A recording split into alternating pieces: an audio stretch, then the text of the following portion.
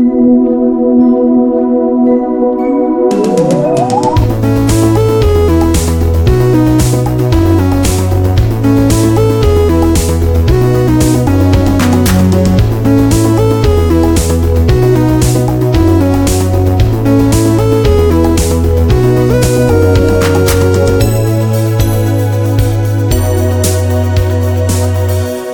welcome to the Popfiller Podcast.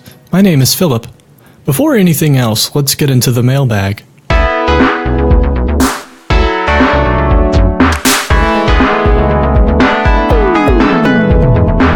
George T. writes, I don't want to diminish post-traumatic stress in any way, but I'm tired of seeing TV characters who have committed heinous crimes being haunted by their victims via flashbacks or visions. After a crime has been committed, it seems like you always see the perpetrator look in a mirror and see their victim's face, or have them appear in a dream saying something like, "Why did you kill me?" or "I thought you were my friend." It's old and tired. I'd much rather see someone who can cleanly compartmentalize their actions, regardless of the seriousness of their offense. Characters need to move on and accept what they've done without dwelling on it. As a viewer, I just want to see what happens next without wallowing in the past. I can do that with my own life. Hi, George. I think I know what you're saying. Maybe you're saying you don't necessarily want to see an internal struggle played out so externally.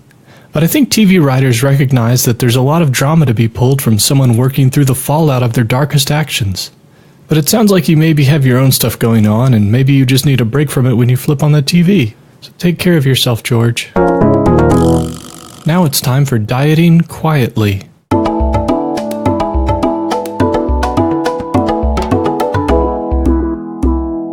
I'm currently participating in a voluntary weight loss challenge at work that they're trying to make more about leading a healthier lifestyle. That said, we still get weighed every week to see how we're progressing. I had my first weigh-in this week. I was sure to schedule it after lunch so I could start with a higher weight. Then next week, I'll weigh in before lunch, giving the illusion that I've lost more weight than I really have. This weight loss challenge comes at a good time because I've already sort of been trying to lose a little weight. To aid this process, I've been tracking my food and exercise in an app. Here's some of my most logged foods: red grapes, double stuffed Oreos, chocolate chip Cliff Bars, chicken salad, saltine crackers, veggie straws, chocolate chip cookies. I should point out that my most logged foods tend to be the things that I eat as snacks and desserts, so I think just focusing on this list is a little misleading. All in all, most of my meals range from marginally healthy to not too terrible in moderation. Moderation has been a real focal point lately. I'm not making fast progress with my weight, but it's basically on a downward trajectory, so I'm good with that. We'll see how I progress by next week. It's time to get scientific as we conduct another confounding experiment.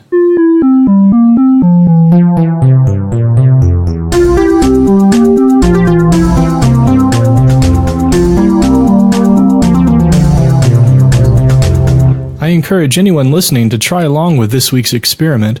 Just don't forget your safety goggles. For this experiment, you'll need 2 different types of hand soap, preferably liquid or gelatinous. Okay, now that we've gathered the ingredients, what I'd like to do is mix 2 different types of hand soaps together and observe the results. One of the hand soaps I have is rosemary scented, and the other is basil. So I'm going to pump out some of the rosemary into my hand. Okay, now the basil. And now I'm just going to mix them around together in my hands. Okay, now I'm smelling my hands. The rosemary is really cutting down some of the sweetness that's there when the basil is on its own. It's a very fresh scent, sort of like an herb garden. It's wafting over like a springtime scented deodorant. It's nice. Okay, I'm going to go wash my hands off. Alright, I washed my hands off. There's no lasting damage from mixing these 2 soaps together on my bare skin, at least that I can tell. There's still a lingering smell of rosemary basil, though. My hands feel as clean as if I had only used 1 type of hand soap, and not twice as clean as I suspected they might feel from using 2 soaps. I guess that's why sometimes you just need to get out in the field and get your hands dirty, or in this case, clean. Remember, the world itself is a laboratory, so experiment already. This has been Confounding Experiments.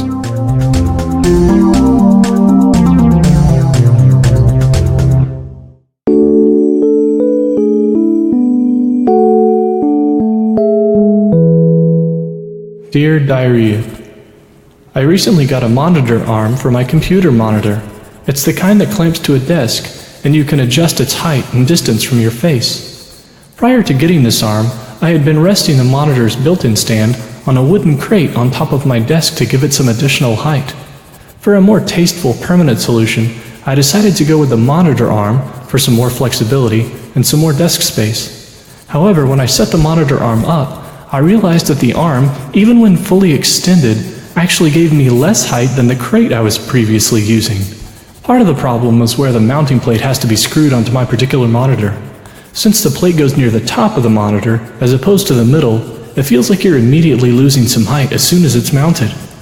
My wife found an extender to order that could be mounted on the back to provide several more inches of height.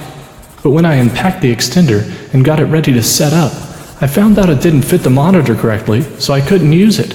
I ended up ordering a totally different monitor desk mount that had even more height than the previous model and extender combined, and thankfully it really did the trick. I even have room to raise it even more if I somehow end up growing a few more inches, but that would probably mean I have some sort of pituitary disorder, so I hope that doesn't happen. I'm returning the first monitor arm and extender I received, so I think this will all end up alright. I think the greatest lesson I learned from all this is that I really enjoy assembling simple kits that involve things like brackets and Allen wrenches. And with this recent failure to get the right thing the first time, I ended up with 3 different opportunities to assemble something. I'm okay with that. Until next time, your friend, Philip. Okay, before we wrap things up, it's time for household tips.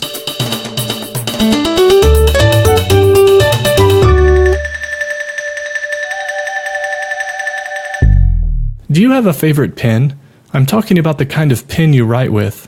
Well, if you do, and you can spare the cash, here's the tip. Get yourself several of those pens, and put them in more than one location around your home. That way they'll be easily accessible regardless of where in your home you are. A couple of ideas on where to put them might be taped to the back of the painting that covers your wall safe, or dangling from the end of a ceiling fan pull chain, or in the middle of a spare toilet paper roll that you've set on its end. Okay, that'll do it for another Pop Filler. Thanks for listening, and remember, you'll be fine.